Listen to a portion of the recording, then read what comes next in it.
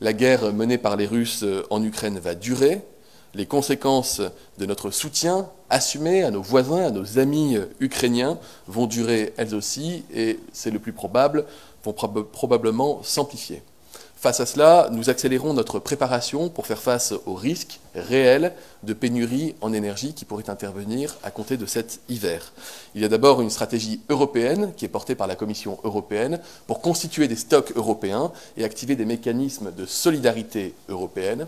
Et puis il y a notre stratégie nationale qui vise à reconstituer au plus vite, à 100%, nos stocks, notamment nos stocks de gaz, pour faire face à l'éventualité d'une coupure de gaz par les Russes à l'automne ou l'hiver prochain.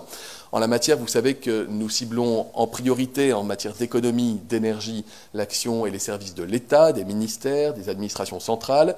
Nous demandons aussi un effort aux entreprises, aux collectivités, et elles sont nombreuses d'ailleurs à répondre à cet appel, mais nous demandons aussi un effort citoyen aux Françaises et aux Français. Et en la matière, il n'y a pas de petits gestes. Chaque énergie que nous sommes capables collectivement d'économiser aujourd'hui, c'est de l'énergie dont nous serons sûrs de pouvoir disposer l'automne et l'hiver prochain. Je vous cite quelques exemples. Quand on part en week-end ou quand on part en vacances, on débranche un maximum de prises électriques parce que sinon ça continue de consommer de l'énergie.